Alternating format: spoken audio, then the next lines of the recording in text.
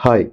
ഭൂരിഭാഗം ആളുകളും വിശ്വസിക്കുന്നത് ജീവിതം എന്നാൽ കഠിനമായ പോരാട്ടങ്ങളിലൂടെയും കഷ്ടപ്പാടുകളിലൂടെയും മുന്നോട്ട് കൊണ്ടുപോകേണ്ട ഒന്നാണ് എന്നതാണ്. എന്നാൽ നമ്മളൊന്ന് അടുത്തറിഞ്ഞാൽ മനസ്സിലാകുന്നത് ഈ പ്രപഞ്ചം നമ്മുടെ ജീവിതത്തെ ഒരുക്കിയിരിക്കുന്നത് ഒരു മനോഹരമായ കളി പോലെയാണ്. കൃത്യമായ നിയമങ്ങളുള്ള ഒരു ഗെയിം. സാധാരണ നമ്മൾ കളിക്കുന്ന ഏതൊരു ഗെയിമിലും ഒരാൾ ജയിക്കും, അല്ലെങ്കിൽ ഒരാൾ തോക്കും, അല്ലെങ്കിൽ കളി സമനിലയാകും.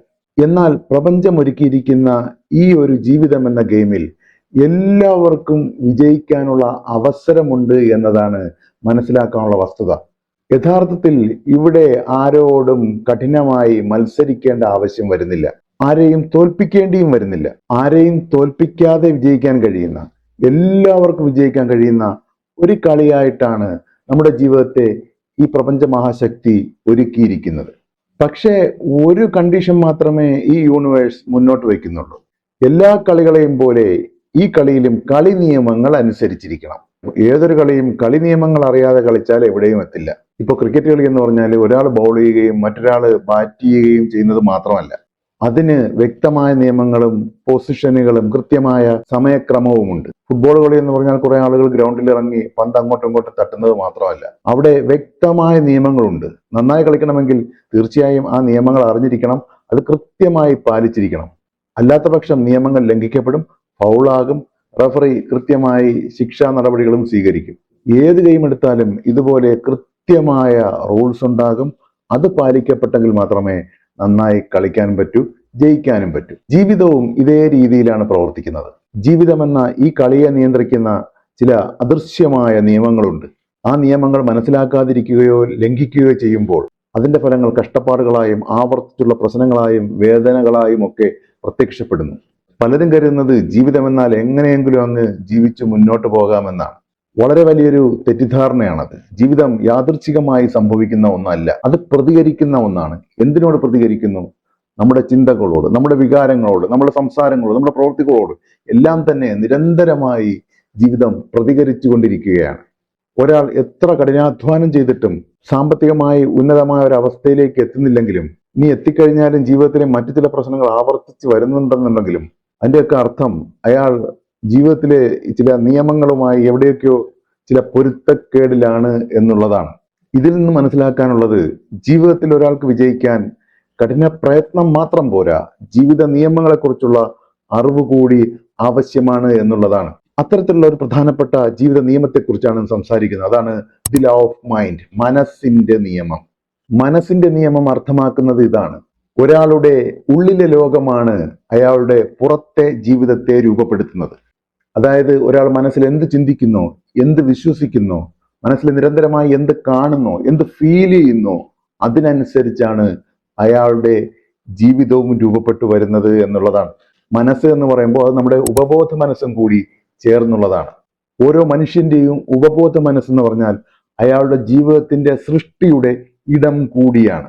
അതായത് അതൊരു കൃഷിയിടം പോലെയാണ്. ആ കൃഷിയിടത്തിൽ നിങ്ങളുടെ ബോധ മനസ്സുകൊണ്ട് എന്ത് വിത്തുകൾ പാകുന്നോ അത് ക്രമേണ ജീവിതത്തിൽ ഫലങ്ങളായി വളർന്നു വരും. ഒരാൾ മനസ്സുകൊണ്ട് ചിന്തിക്കുന്നതിലധികവും നെഗറ്റീവായിട്ടുള്ള ചിന്തകളാണെന്നുണ്ടെങ്കിൽ, ഉദാഹരണത്തിന് ഭയം, ദേഷ്യം, വെറുപ്പ്, അസൂയ, ദാരിദ്ര്യത്തിൻ്റെതായ ചിന്തകൾ എന്നിവയാണെന്നുണ്ടെങ്കിൽ അവ ഉപബോധ മനസ്സിൽ വിത്തുകളായി വീഴുകയും ആ ആന്തരികാവസ്ഥകൾ അയാളുടെ പുറമേയുള്ള ജീവിതത്തിൽ പ്രതിഫലിക്കാൻ തുടങ്ങുകയും ചെയ്യും. ജീവിതത്തിൽ പലതരത്തിലുള്ള ആശയക്കുഴപ്പങ്ങൾ, പിരിമുറുക്കം, തടസ്സങ്ങൾ, സാമ്പത്തിക ബുദ്ധിമുട്ട്, മോശമായ ബന്ധങ്ങൾ, ചെറുതും വലുതുമായ രോഗങ്ങൾ ഒക്കെയായി ആ നെഗറ്റീവ് ചിന്തകളുടെ വിത്തുകൾ ജീവിതത്തിൽ വളർന്നു വരാൻ തുടങ്ങും. ജീവിതം കഠിനമാകുന്നത് പോലെ തോന്നും. എന്നാൽ ആത്മാർത്ഥമായ സ്നേഹം, സമാധാനം, നന്ദി, ആത്മവിശ്വാസം, വ്യക്തത എന്നിവ മുറുകെ പിടിക്കാൻ മനസ്സിനെ പരിശീലിപ്പിച്ചാൽ ജീവിതം വ്യത്യസ്തമായി, വളരെ പോസിറ്റീവായി പ്രതികരിച്ചു തുടങ്ങും. നിങ്ങൾ ശാന്തരാകും, കൂടുതൽ വിവേകപൂർണമായ തീരുമാനങ്ങൾ എടുത്തു തുടങ്ങും.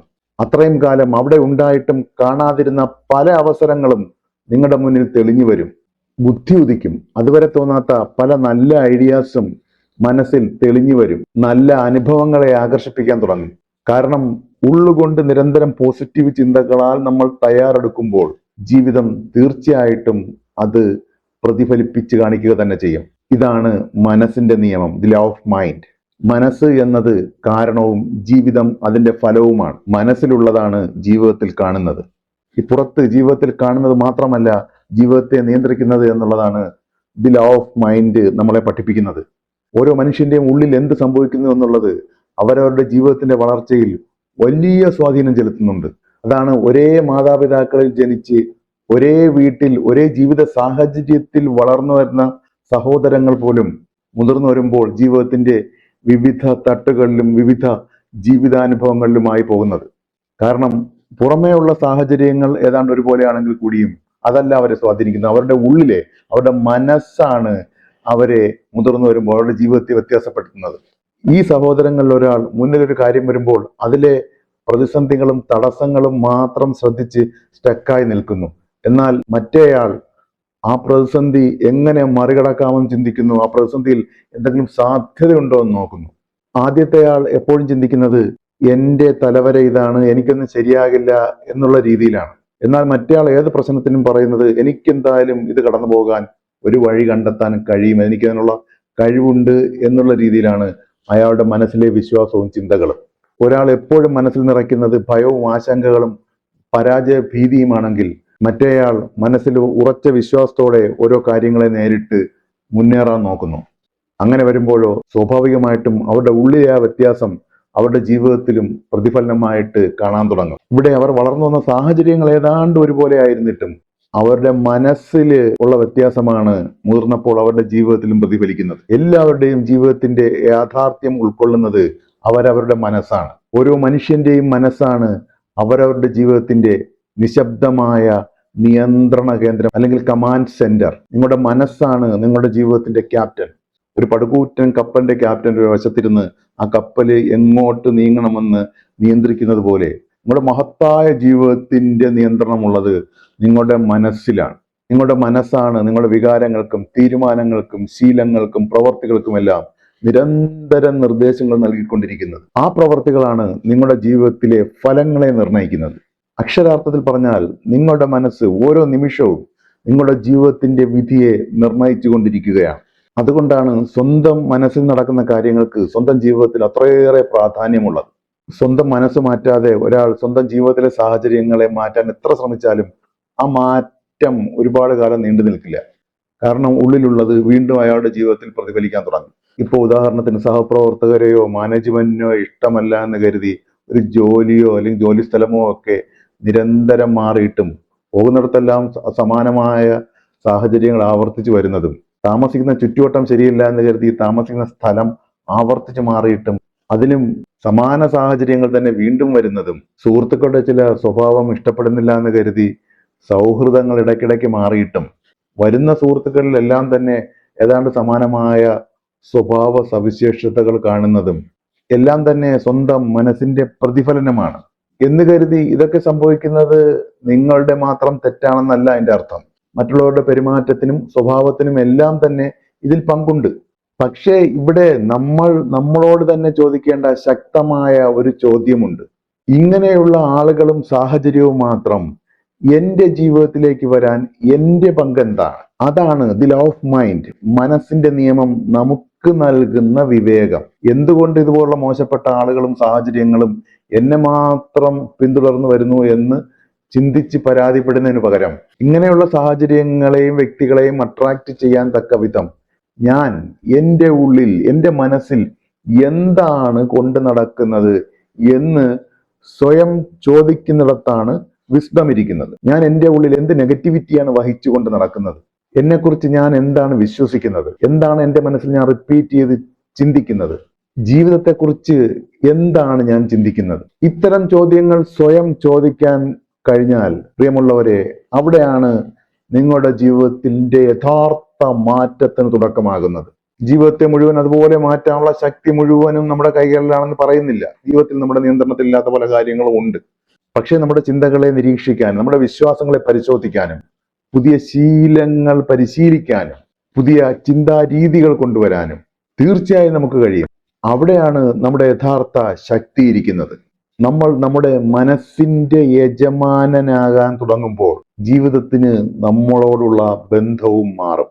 അതിന് ആദ്യം വേണ്ടത് നമ്മുടെ മനസ്സിലൂടെ കടന്നു പോകുന്ന ചിന്തകളുടെയും നമ്മൾ അറിയാതെ നാവിൽ നിന്ന് വന്നു പോകുന്ന വാക്കുകളുടെയും ഒക്കെ ഒരു ശൈലി നമ്മളൊന്ന് സ്വയം മോണിറ്റർ ചെയ്ത് മനസ്സിലാക്കുക എന്നുള്ളതാണ്.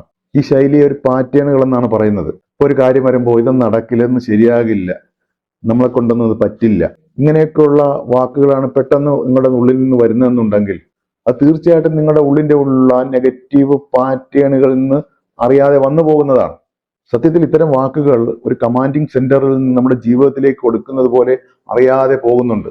അതാണ് നമ്മുടെ ജീവിതത്തിലെ ഫലങ്ങളെ പലപ്പോഴും സ്വാധീനിക്കുന്നത്. കാരണം വാക്കുകൾ നമ്മുടെ വികാരങ്ങളെ സ്വാധീനിക്കും, വികാരങ്ങൾ നമ്മുടെ പ്രവർത്തികളെ സ്വാധീനിക്കും, പ്രവർത്തികൾ തീർച്ചയായും നമുക്ക് കിട്ടുന്ന ഫലങ്ങളെയും സ്വാധീനിക്കും, അതായത് നമ്മുടെ ജീവിതാനുഭവങ്ങളെയും സ്വാധീനിക്കും.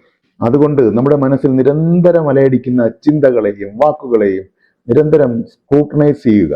അത് നെഗറ്റീവ് ചിന്തകളും വാക്കുകളും ആണെന്നുണ്ടെങ്കിൽ അത് തീർച്ചയായിട്ടും നമ്മുടെ ജീവിതത്തിന് എതിരായിട്ട് വരും എന്ന് മനസ്സിലാക്കിക്കൊണ്ട് അവയെ മാറ്റാനുള്ള കരുതിക്കൂട്ടിയുള്ള ശ്രമം നമ്മൾ തീർച്ചയായിട്ടും എടുത്തിരിക്കണം. അവയെ പോസിറ്റീവാക്കി മാറ്റണം. പോസിറ്റീവ് വാക്കുകളും പോസിറ്റീവ് അഫർമേഷൻസും നിരന്തരം ഉപയോഗിച്ചുകൊണ്ട് ഉള്ളിൽ നിന്ന് അറിയാതെ വന്നു പോകുന്ന അത്തരം നെഗറ്റീവ് ചിന്തകളെ അല്ലെങ്കിൽ വാക്കുകളെ മാറ്റിക്കൊണ്ടേയിരിക്കണം. അങ്ങനെ ക്രമേണ ഉള്ളിന്റെ ഉള്ളിൽ നിന്ന് വരുന്ന നെഗറ്റീവ് വാക്കുകളുടെ എണ്ണം കുറയുകയും കൂടുതൽ പോസിറ്റീവ് വാക്കുകളും ചിന്തകളും വരാൻ തുടങ്ങുകയും ചെയ്യും. മനസ്സിൽ നിരന്തരം പോസിറ്റീവ് വാക്കുകൾ നിറയുമ്പോൾ സ്വാഭാവികമായും ജീവിതവും പോസിറ്റീവായി വരും. മനസ്സിൽ വ്യക്തത വരുമ്പോൾ ജീവിതത്തിലും വ്യക്തത വരും. മനസ്സിൽ സമാധാനം ഉണ്ടാകുമ്പോൾ ജീവിതത്തിലും സമാധാനമുണ്ടാകുന്ന കാര്യങ്ങൾ നിരന്തരം സംഭവിക്കും. മനസ്സിൽ വിശ്വാസം നിറയുമ്പോൾ പ്രവർത്തികളിൽ ധൈര്യം വരും. നിങ്ങളുടെ അകത്ത് മാറുമ്പോൾ നിങ്ങളുടെ പുറത്തെ ജീവിതവുമായുള്ള ബന്ധവും മാറും. അതാണ് മനസ്സിന്റെ നിയമത്തിന്റെ ശക്തി. As within so without. ഉള്ളിൽ എങ്ങനെയാണോ അതുപോലെ തന്നെയാണ് പുറത്ത്. മനസ്സിന്റെ ഉള്ളിൽ എങ്ങനെയാണോ അതുപോലെ തന്നെയാണ് ജീവിതത്തിലും കാണാൻ കഴിയുക. ഈ ഒരു അറിവ് എല്ലാവരും പ്രയോജനപ്പെടുത്തുക. തീർച്ചയായും നിങ്ങളുടെ അറിവ് കമന്റായി പറയുക. എല്ലാവർക്കും നന്മകൾ നേരുന്നു. Thank you so much.